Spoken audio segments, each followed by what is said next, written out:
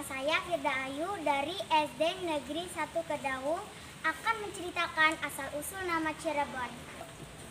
Asal-usul nama Cirebon.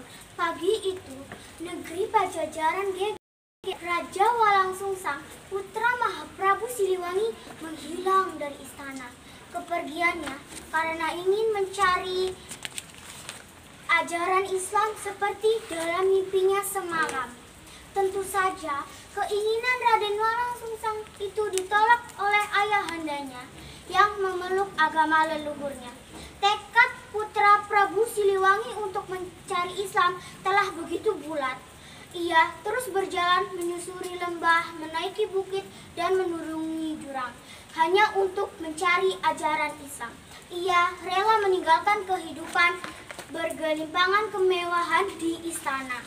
Setiap perguruan ia singgahi, pertapaan ia datangi berguru ajaran Islam. Raden Walangsungsang pernah bertemu dengan Sang Hyang Danuwarsih di kaki Gunung Merapi.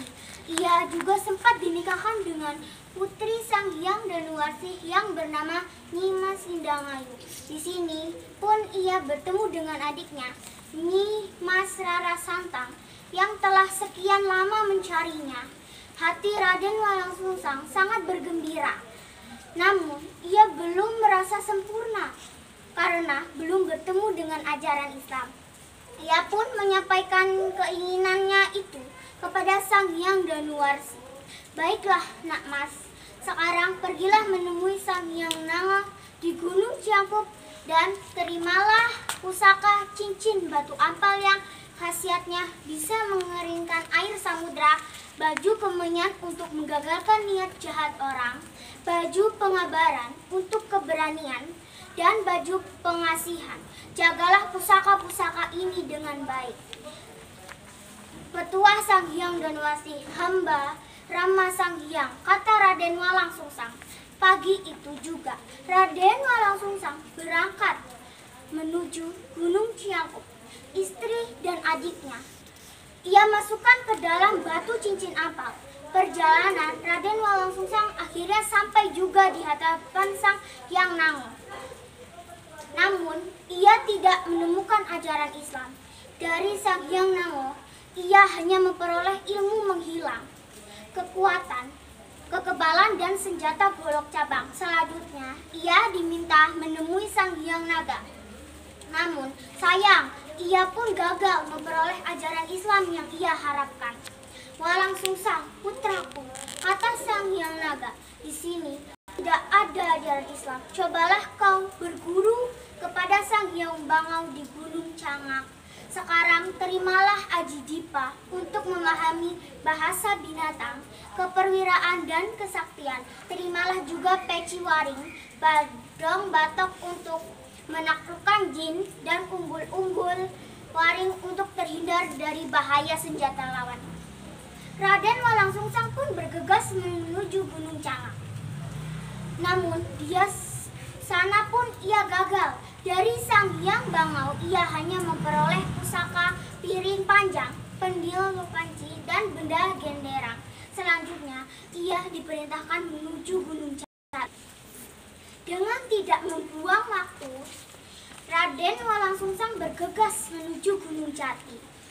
Setelah tiba di Gunung Jati, Rara Santang dan Nindangayu dikeluarkan dari cincin ampalnya.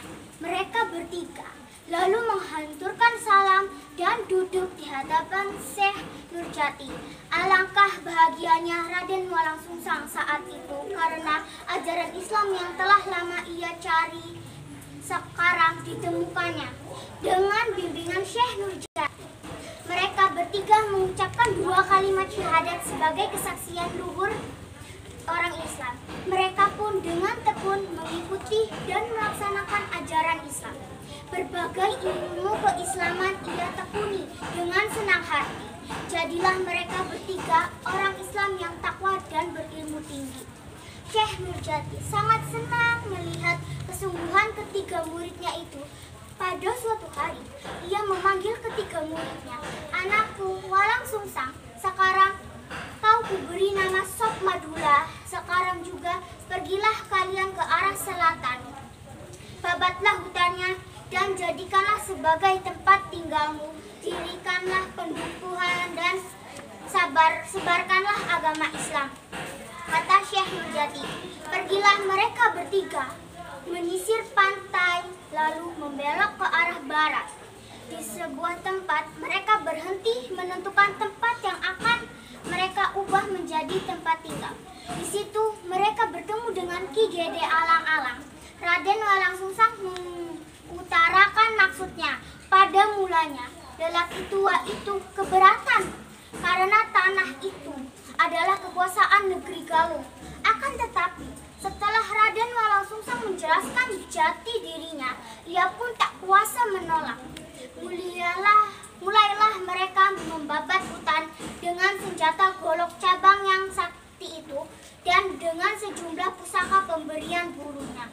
Raden Walang Sungsang tidak menemukan kesulitan dalam membabat hutan yang demikian lebat dan dikenal angker itu dalam waktu singkat.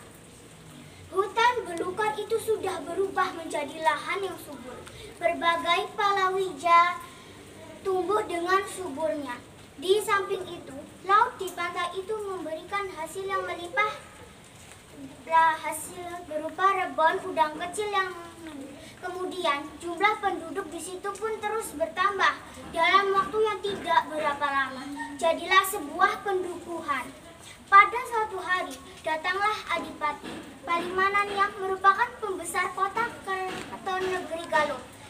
Kedatangannya untuk memeriksa pendukuhan baru di tepi pantai itu dan untuk menentukan besarnya pajak yang harus dibayar kepada negeri Galuh. Selamat datang di kediaman kami, Tuan Adipati, sambut Raden Walang Sungsang. Apakah yang dapat kami junjung sebagai perintah Gusti Adipati? Ketahuilah, hai kalian semua, aku adalah utusan keraton negeri Galuh yang menguasai wilayah ini. Aku diperintahkan untuk membentuk perdukuhan dan menentukan besarnya pajak yang harus kalian bayar, kata Adipati dari Palimanan itu. Oleh karena itu, sekarang pilihlah salah seorang ketua di sini untuk diangkat menjadi guru kepala desa. Lalu bermusyawarah pun berlangsung. Ki Gede Alang-Alang akhirnya terpilih sebagai guru mereka yang pertama.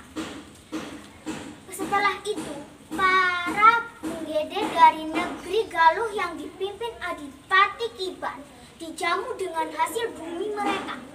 Mereka sangat terkesan dengan makanan yang terbuat dari tumbuhan rebon yang dikeringkan.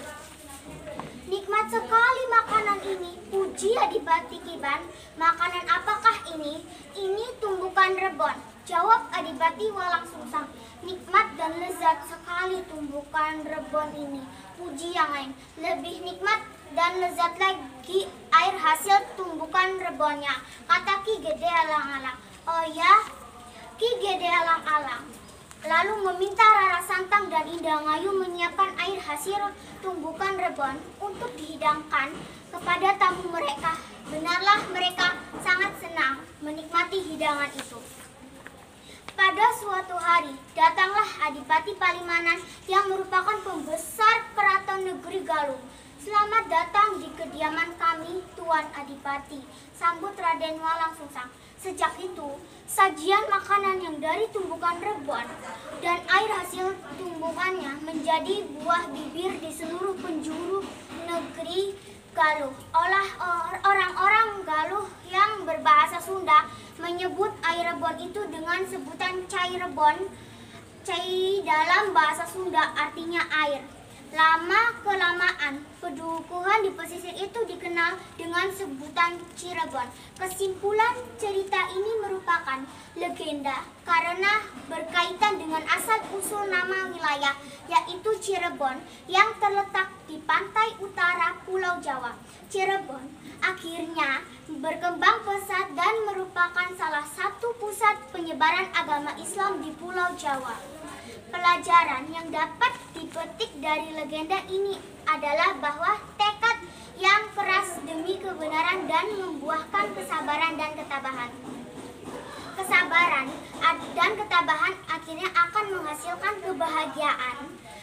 Cerita tentang asal-usul nama Cirebon memang ada versi lain. Ada yang menyebut bahwa nama Cirebon dari kata Sarumban atau Caruban yang berarti campuran. Memang budaya Cirebon dibentuk oleh campuran berbagai budaya. Yang paling kuat adalah budaya Jawa dan budaya Sunda.